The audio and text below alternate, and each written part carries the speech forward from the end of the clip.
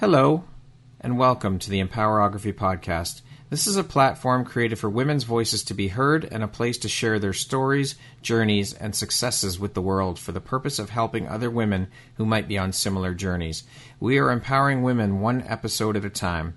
I'm your host, Brad Walsh, so kick back, grab one of your favorite beverages, and enjoy the stories.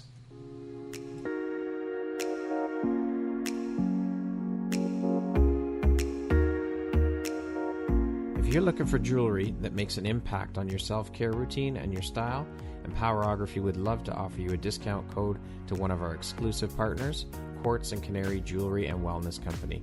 Please use code EMPOWER15 to receive 15% off upon checkout at www.quartzandcanary.com.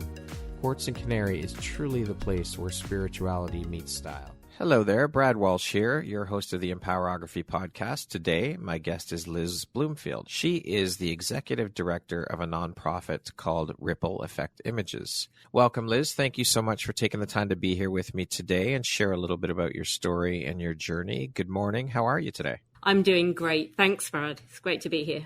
Excellent. It is awesome to have you here. I was just saying before we jumped on to record here, I'm so excited to be doing this interview with you because I love what Ripple Effect Images stands for and what they are all about. So I'm just over the moon excited to jump in and share with the community what Ripple Effect Images is all about and share about the work that you are doing for and with Ripple Effect Images. So with that being said, let's jump right in. So as mentioned, you're the executive director of Ripple Effect Images. How long have you been the executive director, and when was Ripple Effect Images started? I've been the executive director at Ripple for coming up for 3 years now, but the Ripple story starts much earlier than that. And it starts with our incredible founder, Annie Griffiths, who is an extremely accomplished photographer with a long career in photography, primarily with National Geographic, where she's traveled the world and really done some extraordinary work, in particular as it relates to women. And in the course of her career, she just kept seeing again and again these incredible stories of women who were just getting it done. Women who were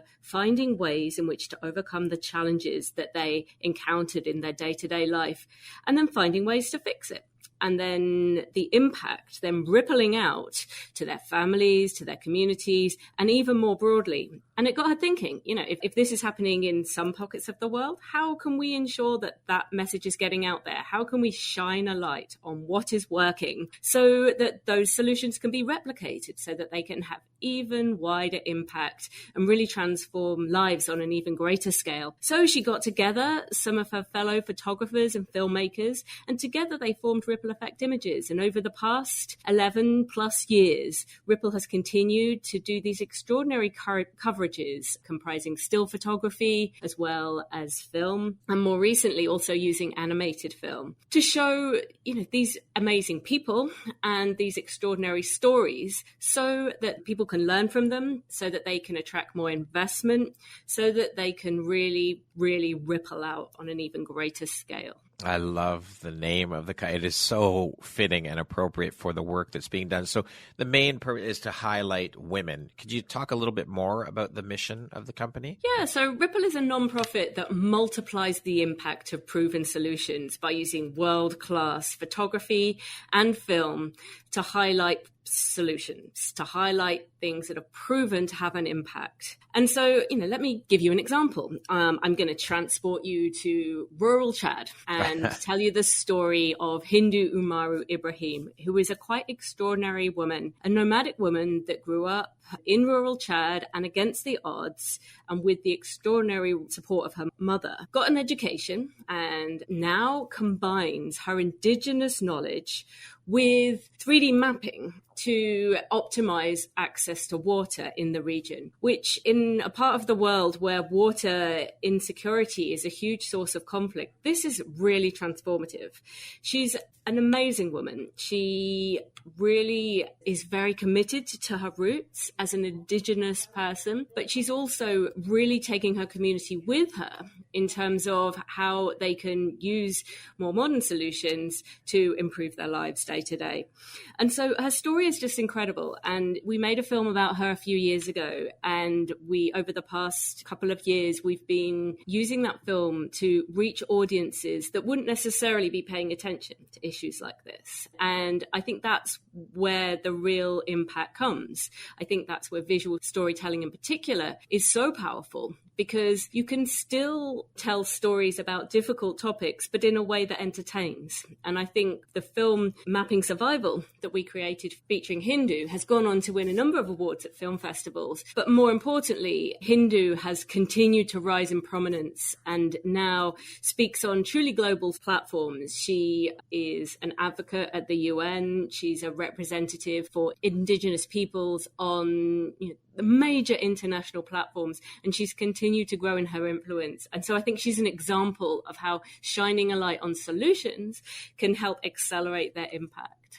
That is an incredible story. I think it speaks to the importance of having visual content in order to capture the attention of audiences. Right. And I think that's where we hope in some small way we've been able to support Hindu in her having the visual content that has enabled her to get featured in press articles, that's enabled her to tell her story in front of different audiences. I think at the end of the day, these women are successful because they are incredible women. Yes. What we at Ripple want to do is to elevate and amplify their extraordinary voices so that they can really have the impact that they deserve and that the world needs. I think it's incredible the work that Ripple Effect Images is doing, and to highlight these women who wouldn't normally get the exposure that they're getting, to start the ball rolling and highlighting the work that they're doing. It's absolutely incredible. So I'm curious though, where do these films and images, like where do they get put out? Like how do they get put out to the public? What kind of places are the stories highlighted? Like, where are they shown? Where are these films shown? Where are the images shown that you capture of these incredible women? Thanks, Brad.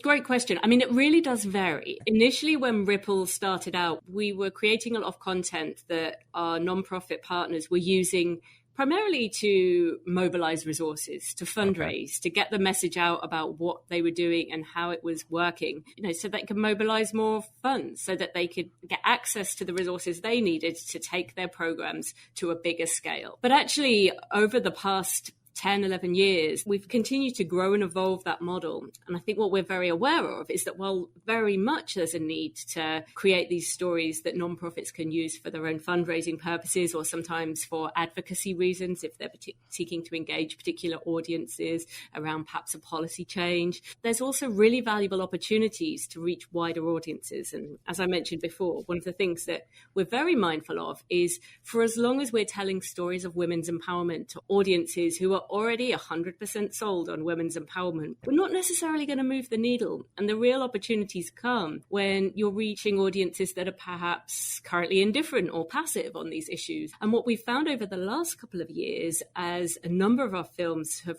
received really wide recognition at international film festivals, is suddenly we're elevating these films to audiences that just weren't paying attention to these issues. And that's really magical, because that's where we have an opportunity to really educate and engage people on themes that otherwise they really wouldn't have been front of mind for them. That's where the power lies of the work and highlighting these incredible women. Can you speak a little bit more about the recognition that Ripple Effect Images has received for the work and its global initiatives that it's put into place? Of course. I think that one of the things I'm so grateful for is our extraordinarily talented storytellers, our photographers, our filmmakers, our animators, our writers. I could keep going, but these are world-class people, and they're just so skilled at identifying a powerful story and then conveying it, both in a really engaging way, but also in a very empowering way.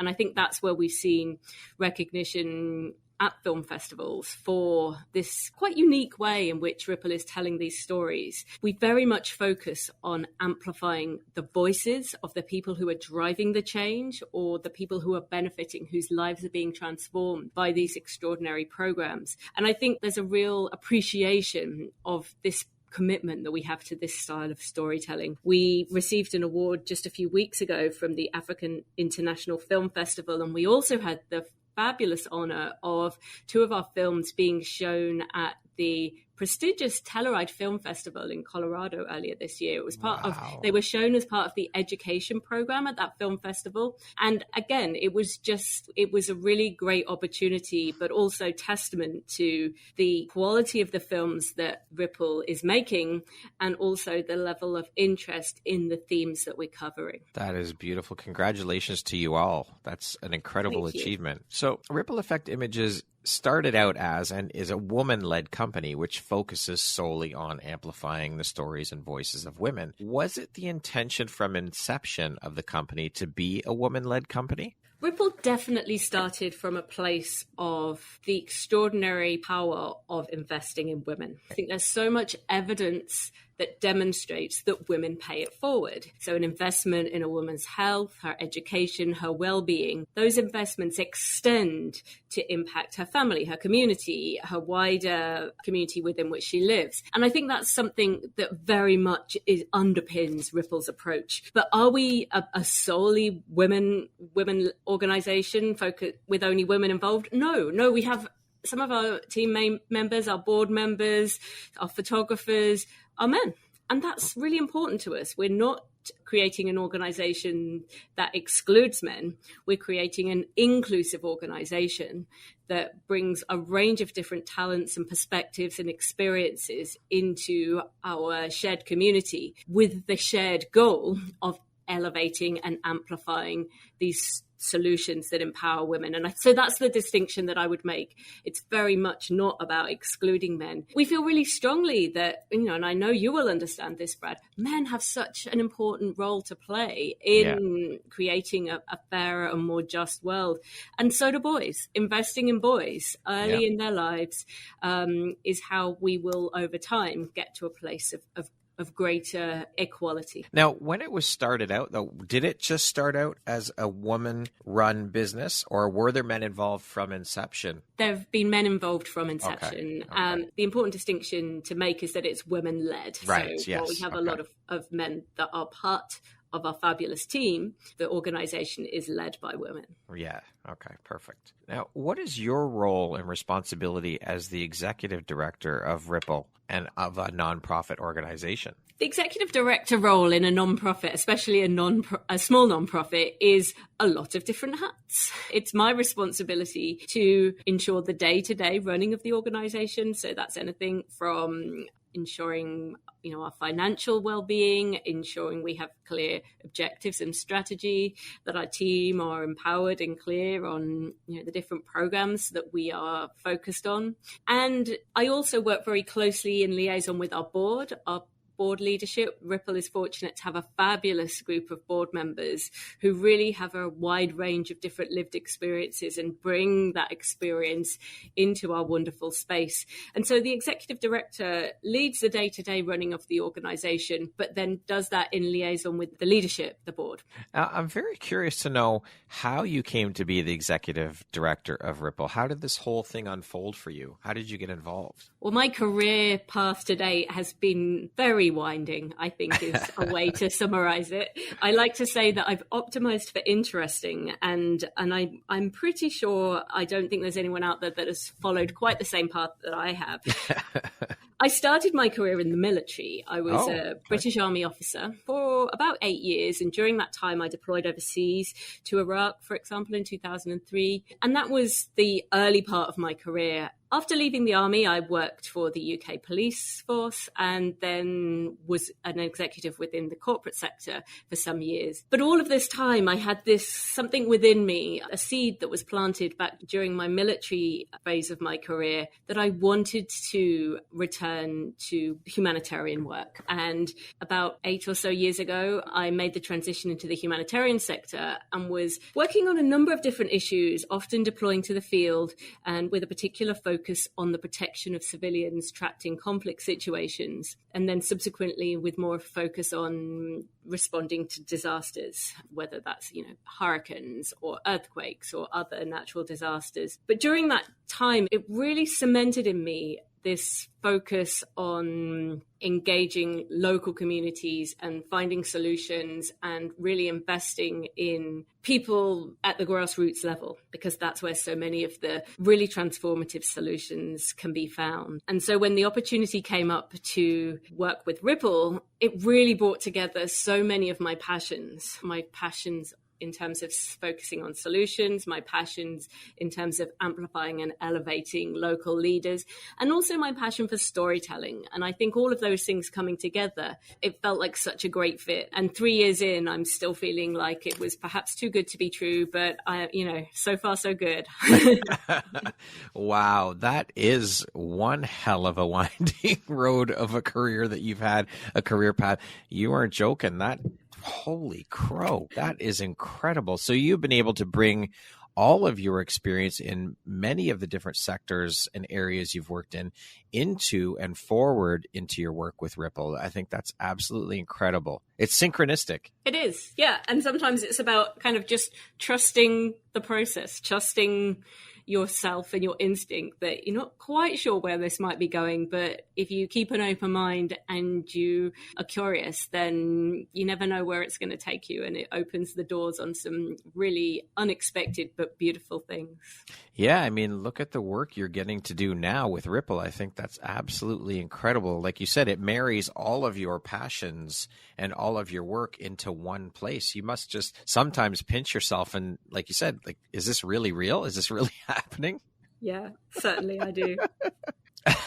You specialize in helping purpose-driven people who are committed to serving others to increase their positive impact without compromising their own well-being. Why is this work, mission, and purpose so personally important to you, Liz? So over the last few years, during my time in the humanitarian sector and more recently in the work that I've been doing with Ripple, alongside that, I've also been working with a number of individuals who, I see time and time again people who work in purpose-driven roles, whether that's as a teacher or a medical professional, or whether it's a humanitarian, or whether it's a parent or a carer, people who give a lot of their selves to their work or the things that they do day to day, but don't always take the time to invest in themselves to fill their own cup, as it were. And so I also coach people who, are seeking that kind of balance in their lives. They know they want to have a positive impact in the world, but maybe they're just so tired. They're just so overwhelmed.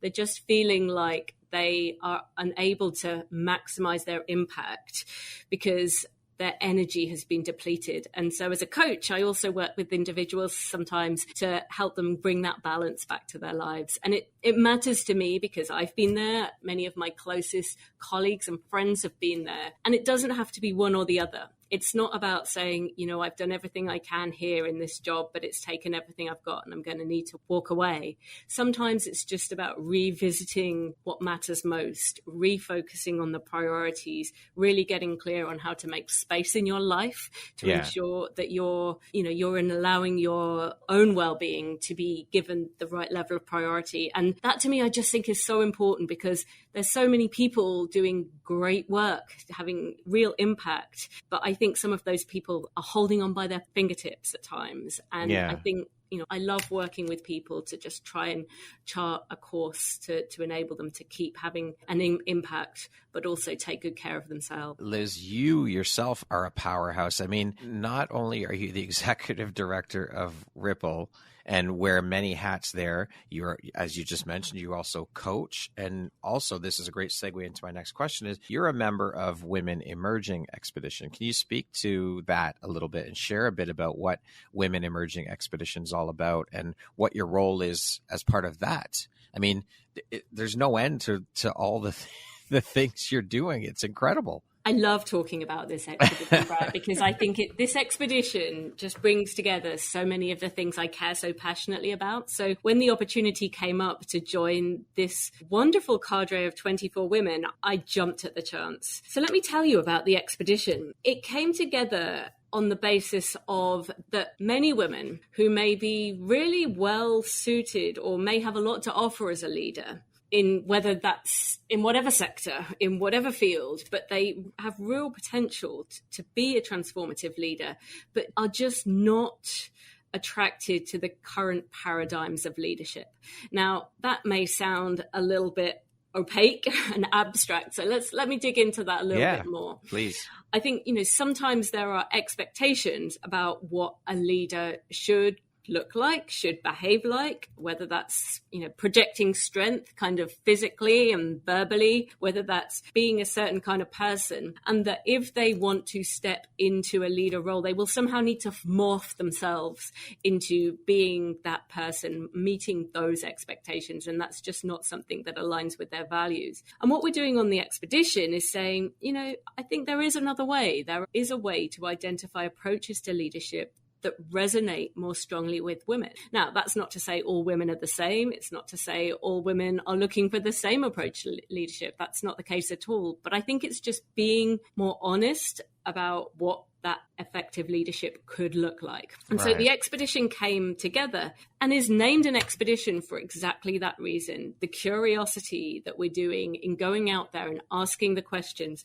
not just of, executives in corporations in the Western world, but in the communities, in rural parts of the world, in the global South, whether that's leaders in different sectors that, whether that's education, whether that's leaders in climate change. There's really the full breadth of different experiences as well as cultures. The 24 women are all from different parts of the world, all from different socioeconomic backgrounds, all with very different lived experiences. We set off on this virtual expedition in May of 2022. And we'll be wrapping up this initial phase of the expedition in the early part of 2023. And then the really interesting part comes in terms of how we then get the word out there to the broader world. But we're not there yet. We're a little over halfway in, and it's just been fascinating for me. And I've had lots of different experiences in my life. I feel fortunate to have had that, and yet even now the different women that I engage with on this expedition, it's opening my eyes to just how sometimes we have become programmed to think of things in a certain way just through our upbringing, through the things that we have lived through. And I think it's just so valuable to have those assumptions challenged, to have people ask those questions in a different way. And so I'm really hopeful that this expedition will generate outcomes that challenge us to approach things differently. I'm not sure what that will look like in practice, and I hope maybe I'll be able to come back on this podcast at some point and But I think it's the opportunity to create these spaces, these safe spaces where people can share and challenge and explore and unpack is a really important part of us working towards the change that we need in the world. Incredible. You are such an incredible inspiration, Liz, with all the things you're doing out in the world for women and being such an advocate. I think it's incredible. Now, thank you, Brad. Right back at you. So Ripple has also been recognized for their work as advocates for women, of course, and women's empowerment. Can you talk a little bit more about some of the awards that have been received and for the work as advocates and what those accolades mean to not only you, but the organization? Yeah, I mentioned a couple of the awards that Ripple's received this year from the African International Film Festival. We were also honored to receive an award from the World Health Organization, from the Health for All Film Festival. And we also received a fabulous award last year from the Africa Film for Impact Festival. And that's just a very small sample of some of the awards. And why do they matter? I think they matter because A, it enables us to reach wider audiences. I think B, it's really energizing to have the appreciation that this commitment to storytelling that the Ripple team has is appreciated, because it's hard. It's hard to create films where you don't use a narrator. It's hard to tell stories where you rely entirely on the voices of people. It's beautiful, but it's difficult work. It's time consuming. It requires a level of commitment amongst our team. And it requires a level of commitment amongst the people that we are filming, the stories that we're telling. And I think given how much of themselves all of those people give to the creation of these films, it means a lot when that's recognized. And so I think, those two things together, reaching wider audiences, but also, a confirmation that this type of storytelling is appreciated and it's something that we should continue to invest in. Beautiful. Yeah, storytelling is such an important part and plays such an important piece and part in this world in general. Everybody has a story to tell. And when you're able to create and put that and bring that across or put that across to highlight incredible people doing incredible things, it's just so magical. True. Liz, what excites, inspires, or lights you up the most about the work that you're doing? I'm just so inspired by the focus on solutions. I'm very conscious that in the news headlines, in the media that we consume day to day, there's so much emphasis on problems, disasters, crises, victims, what's not working. This is so hard. How are we ever going to find a path out of this mess that we're in? And yet the reality that I've experienced again and again is that there's so many things that are working. There are so many things that are getting better. And albeit this past 3 years and the global pandemic have thrown all kinds of additional obstacles into the road, the reality is there's still a great deal of things out there that are working. And I take real energy from opportunities to shine a light on those solutions, shine a light on what's working, so that the investment can be channeled towards that, whether that's financial investment, whether that's energy, whether that's the storytelling and the media attention, channeling the resources in the direction of solutions. For me, that's the opportunity. That's where we have a chance to actually make a difference. And so that's what lights me up, is let's focus on the good things. Let's not be blinkered to the fact that there's a lot of really difficult things going on out there, but let's also think about what happens when you really invest and multiply the proven approaches to some of the challenges that we face. You invest in what's working, because then you have a real opportunity to make a difference. I love that. And yeah, I mean, all too often through the media and whatnot, it tends to focus on the negative and the bad things. And then all the positive things that are going on and all the good things that are happening don't get highlighted. So again, this speaks to what incredibly powerful, important, and beautiful work that Ripple is doing, and that you're doing with Ripple, as well as the Women Emerging Expedition and your coaching and all of these things. It just highlights the positivity, which is needed and so important. For sure. Yeah. On the flip side of that, Liz, what would you say is one of the most challenging parts about the work that you do? I think one of the, something that I really wrestle with is the reality that we can't support everyone we would like to. We're constrained by our own time and resources, and we have to make difficult decisions about the stories that we cover, the women that we shine a light on. And for every film that we could make 100 more, we could make 1,000 more. There's so many of these inspirational women out there. And so that's hard, because I just want to tell all of these stories. I want Ripple to be able to support all of these women.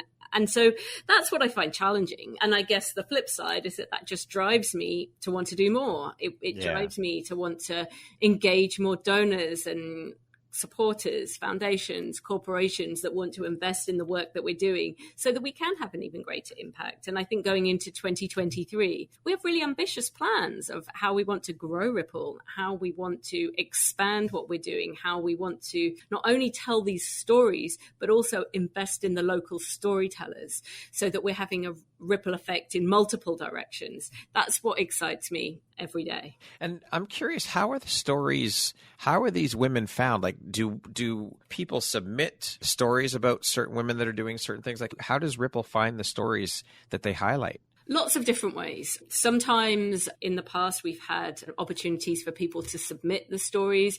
We have a really wide network of nonprofit and social impact partners that we work with that are constantly on the lookout for these solutions. And so, it's not hard to find them, Brad. Yeah. Once you tune your eye and you're looking for them, they just keep coming, because there are people out there really every single day looking for ways, finding ways to solve the problems in their day-to-day lives. And yeah, once you're looking for it, they're everywhere that you look. They just appear. Absolutely. Yeah. What drives, motivates, and inspires you to keep going and pushing and excelling at all that you do, Liz? I think it's because I can genuinely see the ripple effect. When I look back at some of the stories that Ripple covered early in its evolution, so I think about TIST, which is a tree planting and reforestation program that invests in local farmers in tree planting initiatives. And over the past 10 years, their impact has just been extraordinary. And they would certainly say that the partnership with Ripple came at a real tipping point in their own evolution in helping them elevate and tell their story more broadly. I can see that ripple effect happening. And so that inspires me because it just makes me constantly be thinking, well, then what else can we do? How else can we do that? And I think also, the fact that sometimes it's a long game. You have to be making the right choices. You have to be telling the right stories and engaging the right people and planting the seed so that over time, those changes will manifest. Yeah. And so I think sometimes it requires patience, but I think it's just constantly thinking about what seeds can I plant today? What seeds can I plant today that, may not bear fruit tomorrow? What about if they start to bear fruit in 1 year or 5 years or 10 years? And I think that's the inspiration.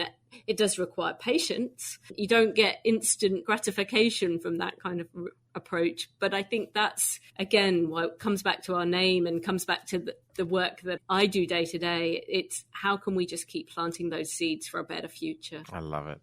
Now, with you being such a strong advocate and voice for women and women's empowerment, what advice do you have for women looking to grow either their own business or within a company that they work for? I would always say, look for your partners, find your partners, your advocates, people who you can take strength from. And sometimes people don't want to do that because maybe it's a competitor or maybe it's somebody who's also going to be in line for that promotion. And actually, the reality in my own experience is my greatest source of strength over, the 20 plus years of my career has been that the other women that I've partnered with, that I've built relationships with. When I was in the British military, I was part of a group of all of the female military officers in the British Army. And that is one of the most supporting environments that I've ever been in. Just so much commitment to lifting one another up. And I would say the same for anyone who's in that position and looking to grow themselves or their business, is find the advocates, find the partners, find the people that you can share and walk that journey together with, because they will be such a source of strength for you. There is so much incredible power in community.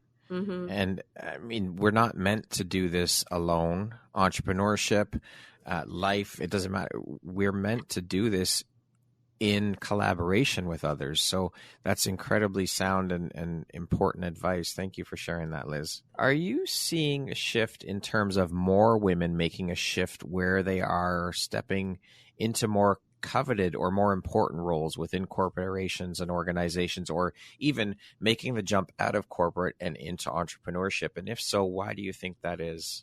I think I would answer that with a resounding yes and no. I think yes, for sure, there are more women stepping into those roles, and that's fabulous. I think my hesitation comes is that I would sometimes counter question at what cost? What are those women having to compromise in terms of their own identity, their own integrity, their own values in order to conform to the expectations of what they need to be in order to perform in those roles? And so I think that again speaks to my own commitment to really unpacking what an effective leader looks like. That it's not about lifting women up to some kind of imagined standard of or blueprint of what a good leader looks like, but it's creating the space for those women to be effective leaders on their own terms in an authentic way. And I don't think we're there yet. And that's why the work that I do in all aspects of my life is about really challenging us as a society to say, hey, how do we break some of these stereotypes about good leadership? How do we learn from what's working in all walks of life so that we can create environments where women can thrive as leaders in a really authentic way and not feel like they need to morph themselves into something else in order to advance in life? Yeah, for sure. The needle is being moved, but it's not moving nearly quick as it should or needed to be. We need more women in positions of importance and power and all of these things. I think that it would be so much better for the world over and organizations, corporate, whatever it may be, if more women were able to step into roles of leadership. It's so important. I think a more inclusive approach to leadership serves everyone, not about it just being for some kind of ethical reason. The reality is everyone benefits. And, I'd love to tell you a story that goes like 20 years back to the time when I was deployed in Iraq as part of the British Army, and I was leading troops of both US and UK soldiers, and we'd been given the task of reestablishing the rail infrastructure in southern Iraq. And initially, I got a lot of resistance from my chain of command. They said things like, I'm sure you do a great job, Liz, but I'm just not sure this is going to work. These local Iraqi civilians are not used to working with someone like you. And it was just really interesting because actually what transpired was really different. The local Iraqi rail workers very much were in the lead in terms of reestablishing their rail network. But in the early meetings that we had, led by male officers, there was a real tension in the room. There was this real kind of struggle for dominance of who was going to be in charge. And yet away from that dynamic, when I was engaging with my Iraqi counterparts, that just went away. That tension really didn't materialize in the same way when I was engaging with them. And we went on to be really successful in our shared goal of reestablishing the rail infrastructure in spite of my gender. We found a way to work together, despite that some of their beliefs. We found a way to work together that just made it possible for us to get things done. And I think that really opened my eyes early on that gender will open doors rather than close doors. And that really set the tone for me later in my career is, let's not think about this as a barrier that needs to be overcome, but how can we use our differences, our different perspectives to achieve goals in a more imaginative, in a more creative, in a different way? We have to set aside some of those limiting assumptions. And so that experience that I had very early in my career, I think set the tone for the kind of leader that I wanted to be. Now don't get me wrong, I was 24 and I made loads of mistakes as a leader, but it definitely helped me understand that I shouldn't, take some of those perceived barriers at face value, that sometimes you have to be curious, you have to ask questions, you have to listen, really listen to what people are saying. And that really set the tone for how I've then gone on to approach other challenging experiences in my career. I love that story. And this illustrates that point exactly, to the fact that we need more women in positions of leadership. Like, look, you put men in charge of something and it's a pissing contest. It's a testosterone battle. It's like, and then a woman steps in to kind of level the playing field and bring calm to the situation, and shit gets done. That's just it. That's like, this is a perfect example of it right here. Right. You epitomize that. This story epitomizes exactly that, and how powerful that is. Yeah.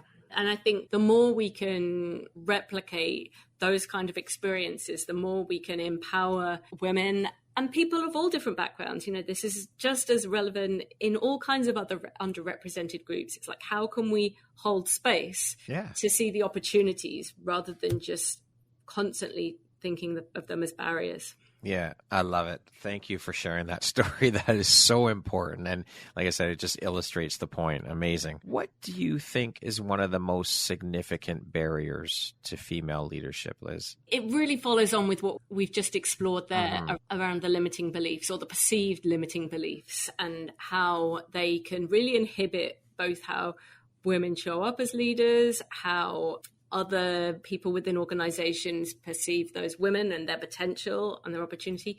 But I also think there's an important theme relating to risk. Leading transformative change in any field, whether that's in the corporate sector, whether that's as an entrepreneur, whether that's as a humanitarian, driving change is inherently risky. And I think what I've witnessed, what I've seen, what I've observed over the years is that sometimes when women are bold and take risks in the leadership and it doesn't work out as planned, it can sometimes come back at them as, well, for women, clearly, maybe not up to this level of leadership. And yet for men, sometimes that can come back as, oh, well, maybe they just made the wrong call on this occasion. Yeah. And so I think consciously or unconsciously, it can result in women being more risk averse because they know the consequences if whatever it is that they are leading doesn't work out. Yeah. And I think that's a problem because I think it then, there's a bias in terms of the likelihood of people being able to be successful as a leader. And, how do we overcome this? I think we have to be genuinely committed to learning environments within organizations, being willing to accept that sometimes things won't work out, but that's okay because that's what happens when you do difficult things, when you try new things. And I think sometimes organizations or even people who are, solopreneurs hold themselves to an extremely high standard, even though they might say that they're committed to learning.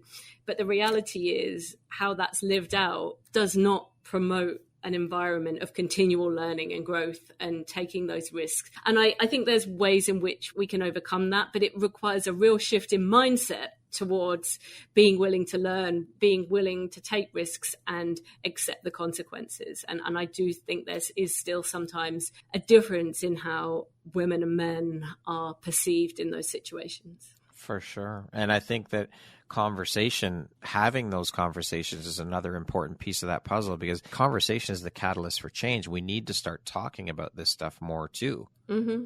In order to get the steps put into place, to take action, to move towards these things. Exactly. What does the word empowerment mean to you, Liz? It's such a good question, Brad, because I think it's a word we use, or certainly I use really often, regularly, every day. And yet you really do have to unpack what's behind that. And when I do that, I always come back to listening. That actually, to truly empower somebody, you've got to listen to what they're saying and be willing to act on that or whatever that might be, whatever that might look like. And so, when we're speaking about empowerment, what that means to me, it means listening intently, actively, in a way that where you're really getting past some of the surface and really getting beneath what someone is telling you, whether it's a solution, whether it's a suggestion, whether it's feedback, whether it's insight or wisdom. And I think only through that active listening can you get to a place where you can elevate and amplify those voices. And so that, to me, I think people feel empowered when they feel they've been truly listened to and when people are interested enough in what they have to say that it then empowers them to say more. And I'll give you another example here with Ripple. The work that Ripple does in telling the stories of these extraordinary successful programs has a positive impact in its own right. It elevates those programs. It shines a light. It provides the opportunities to attract more investment in those programs. But you often also see a real transformation in the women themselves. Because sometimes it's the first time that someone has listened to their story. And you see it in their body language. They're sitting up straighter. They're speaking more confidently because somebody cares about what they're doing. Somebody is interested and engaged enough in the work that they're doing to come and listen and film and tell their story. And it brings a confidence in them that drives them to go on and have even greater impact. And so when I think about empowerment, for me, it always starts from listening, really good listening. I love that you said active listening because I find that people don't do that. That's a skill set that not a lot of people possess. I find that people listen just so they can respond and they don't actively listen and pay attention to what's being said. It's so true, Bud. And I think if you asked anybody, if you walked out on the street and asked people if they thought they were a good listener, I would say 99% of people would say yes. Yes, I am. Yeah, I would agree with that. But I've had a really interesting experience this past year because I joined my local Toastmasters group, which is a group that helps you develop your speaking and communication skills. And I joined this group and before joining the group, I didn't realize that actually it was focused primarily on supporting people who were recovering from brain injuries or conditions such as Parkinson. And it's just been such an eye-opener. I decided to stay in the group, and it's been really fascinating because these amazing people who are dealing with a change in their ability to communicate, they now have perhaps lost some of their confidence in speaking publicly. They don't have the skills that they perhaps once had. And being in that group has really opened my eyes to what being a good listener is really about, that you need to give people the space to express themselves. Sometimes these days we're in such a rush, get to the point. Say it in 160 characters.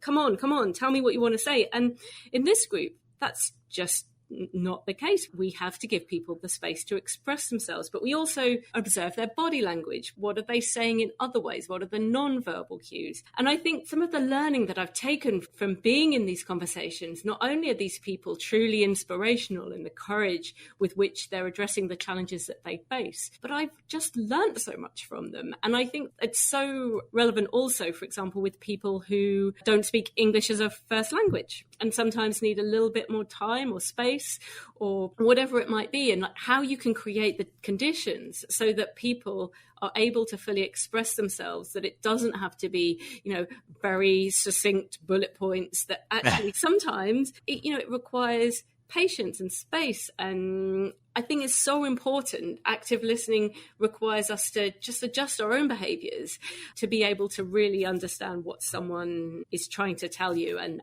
that, I think, being part of this group has really been life-changing in that respect. That's beautiful. And it's absolutely true. It's such an important skill set in life. More people need to actively listen, for sure. Mm-hmm. Liz, what would you say is one of the most important things you've learned in your life? And what was your life like before learning it? And what was your life like after learning it? I think when I was starting out in my career and my early days as a leader, as an officer in the British Army, is that somewhere in my head, I felt that in order to be an effective leader, I needed to have all the answers.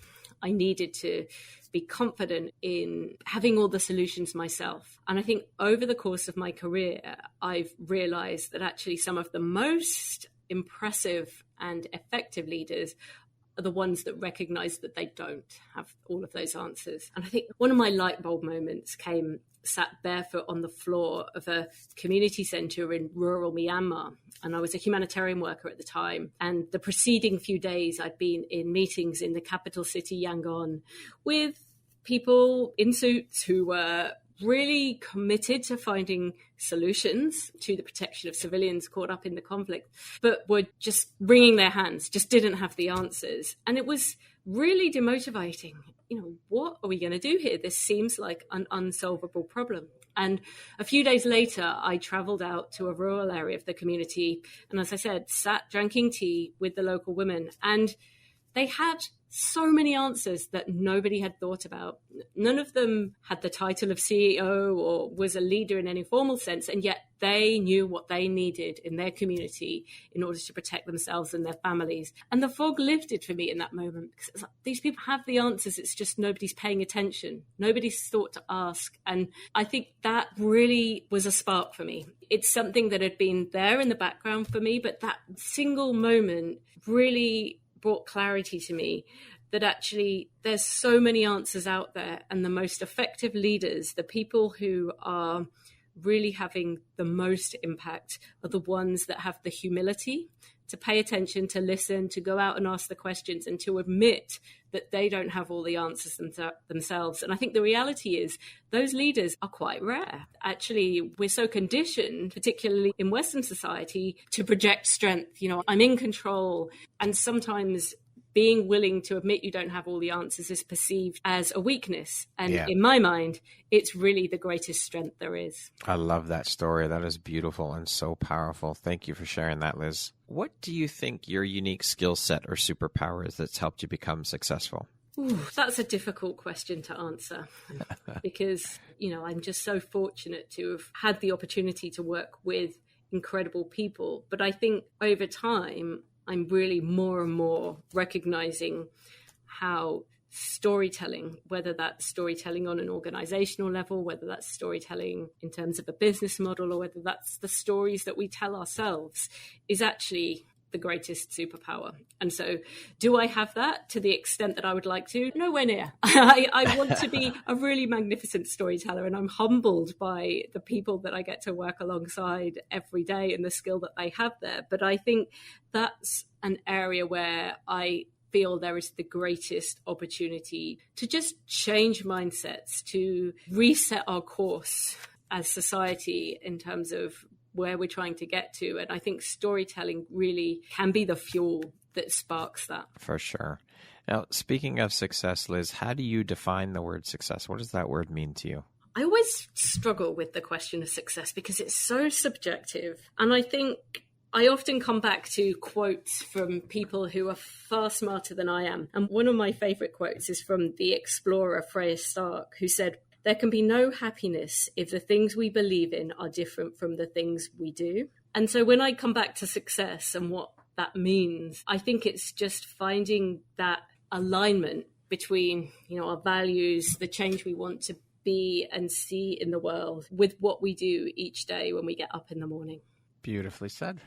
Who in your life has had the biggest impact on you and why? Always a hard question because there are so many. My parents, I'm so grateful for establishing a foundation that I've been so grateful for ever since. And they're both truly remarkable people. And my husband, who's been in my life for longer than he hasn't been and has been an incredible support. But honestly, I think more recently, the person who's had the biggest impact on my life is my son. Because he's now 4.5. And over the course of watching him grow in the world, it's just renewed my faith in humanity. It's renewed my curiosity in the world. It's taken away some of the cynicism that can creep in as you work your way through adult life. And so, if you ask me that question today, I would say, my son has had the biggest impact on me because it's given me a renewed sense of purpose about the work that I'm doing, the work that Ripple is doing, and the hope for the next generations. And I think that I really do believe that there is a huge amount to be hopeful about and to be positive about. And so, I think the answer would be my son. That is beautiful. Okay, we're going to jump into a little rapid fire section here. So the next grouping of questions will just be 2, 3, 4-word answer type thing, okay? Sure. What was your dream job as a child? Believe it or not, until about the age of 18, I wanted to be an accountant. I bet you weren't expecting that. No, not at all. What is one thing you've always wanted to do in life but never have? Write a book.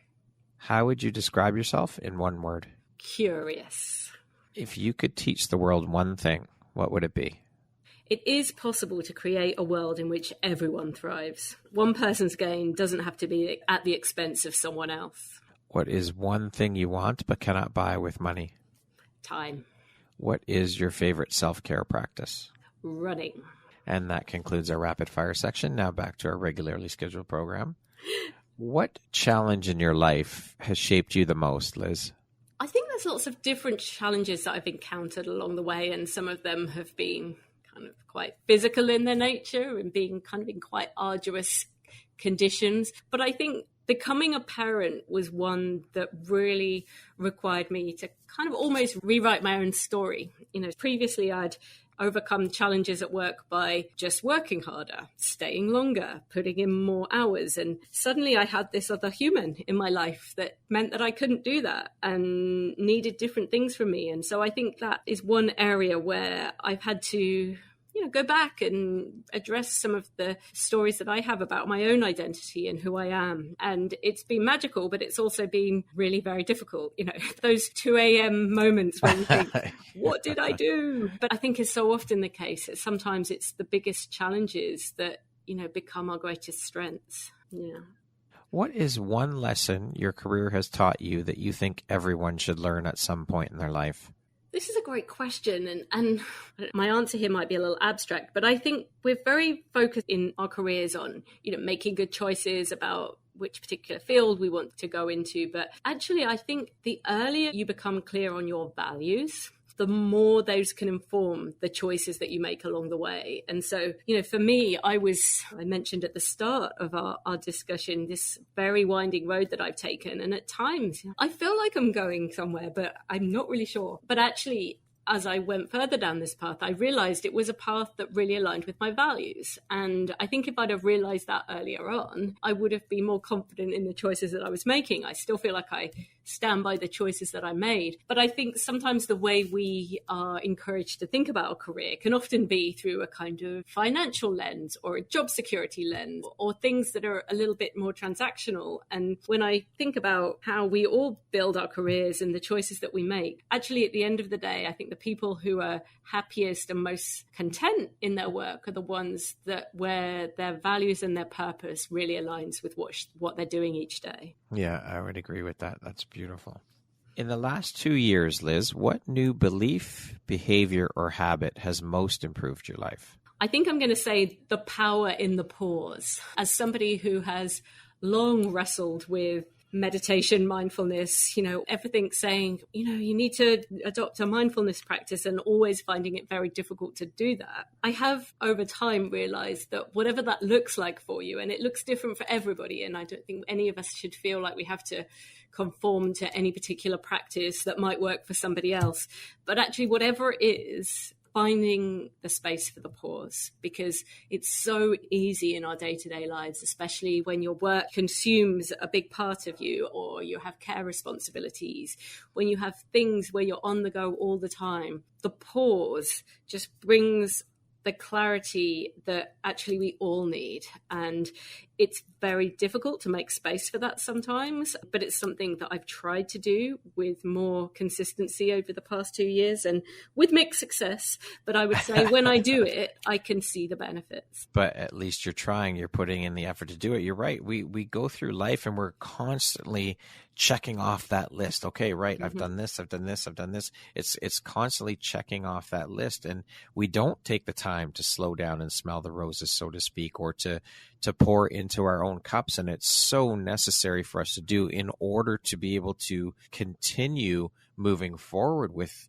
who we are, the work we do, all of the aspects of our life. We need to put ourselves first. We do. And that's the work that I do with some of my coaching clients, is actually sometimes people do need to be given permission to do that. Now, they shouldn't, but sometimes people who are really committed to serving others just need to be told that that's okay, and just need some boundaries around which they can build that space to pause, build that space to take care of themselves. And, that's not necessarily like soaking in the bath for an hour surrounded by candles. It's not the same for everyone. No. Sometimes it's about just taking some breaths. Sometimes it's just about really going inside yourself and understanding the subconscious story you might be telling yourself that you're not aware of. And I think that's where, some small changes in your practices can actually really have a positive impact. You don't always need a 2-week vacation. You don't need a vacation from your life. It's about, building those small moments into your life that make it sustainable. What aspect of your personality do you think has been the most helpful in your career? I think I would say resilience. I say that was helpful, sometimes probably to the detriment of my well-being. But I think resilience and not giving up and pivoting when something's not working, but actually not just walking away, but finding ways to keep going. And I hope that has been something, I think that's been something that's served me well, because sometimes the really great stuff is just the other side of where some people give up. And I think there have been times when I have done that. I'm certainly not perfect, but I'm proud of times when I've worked through really uncomfortable periods in my life, because it has been worth it. What do you see as your greatest accomplishment? I guess my greatest accomplishment is that I'm in a position now where I can help other people. And, I've always wanted to live a life in a career of service, and finding new and fascinating ways to be of service is something that invigorates me, that energizes me every day. And so, my accomplishment, I hope, is being able to serve others. But, it's not entirely selfless. Actually, in the process, just meeting amazing people, just having really interesting experiences. And so I think being able to live that life on a day-to-day basis is something that I feel enormously grateful for. Beautiful. If you had the opportunity to sit down and have a 1-hour conversation with one woman, any woman in the world, who would it be and why? Brad, you can imagine this is a question I find incredibly difficult to answer because I have, I have a list, the length, not just of my arm, it goes a mile. So let me answer with a woman that's been on my mind recently. My son's preschool class has been studying Amelia Earhart this past month. And we've been reading all kinds of books about it. And it's just reignited my own interest in these women that really were doing extraordinary things before their time. You know, Amelia Earhart, an aviation pioneer, the first female aviator to fly solo across the Atlantic Ocean. She was really doing incredible things, but at a time when society was just not ready for her and everything that she was, you know, the status quo that she was challenging. And so I just would love to sit down with her and just ask her what that experience was like and where she found the motivation to keep getting up every day and pursuing her goal, even when probably at times it felt like the universe was conspiring against her. That is something that I would be fascinated to have an insight into her wisdom. That would be an incredible woman to speak with, indeed, 100%. Liz, if you could go back and give your younger self one piece of advice, what would that piece of advice be? You need to waste less of your mental energy on self-doubt because it doesn't serve anybody. It just saps your energy. And I think sometimes we present as having it all together, being confident, showing up in the way that we think people expect of us. But in our heads, we're just thinking every other thought possible. And it's exhausting. And so if I went back to my 20-year-old self, I'd say, just let it go. Do great things. Say yes to every interesting experience and do it with passion and vigor. And sure, at times, things won't go as you expect, but it's going to be quite the ride. Love it. Lastly, Liz, if you were to deliver your last 30-second speech to the world, your corner of the world, your tribe, your people, what would that last 30 seconds sound like? What words of wisdom would you impart?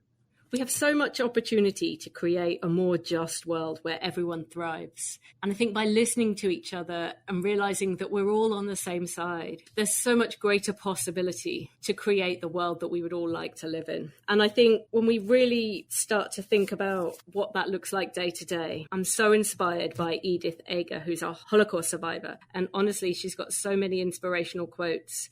But the one that really resonates to me is, the only place where we can exercise our freedom of choice is in the present. And I think those are the words that I try to carry with me every day. We only have this moment. So how are we going to use this to really create the world that we want to see? Wow, that is an incredibly powerful speech. Thank you so much for that, Liz. What a beautiful way to end the interview. Thank you so much for being here and being a guest on the EmpowHERography podcast. You are an incredible inspiration with all of the beautiful work you're doing and shining that bright, beautiful light out into the world to illuminate and amplify others' voices. It is so incredibly inspiring. So thank you for doing the work you do. And I'm honored to have you as a member of the EmpowHErography community. Thank you for all that you do. Thank you, Brad. Thank you for all that you do too. You've created a wonderful community here and it's a real privilege to be part of it. Thank you so much. Once again, my name is Brad Walsh, host of your EmpowHErography podcast. Today, my guest has been Liz Bloomfield. She is the executive director of the nonprofit called Ripple Effect Images. Thank you so much, Liz. I hope you have an amazing rest of the day. Thanks, Brad. Bye.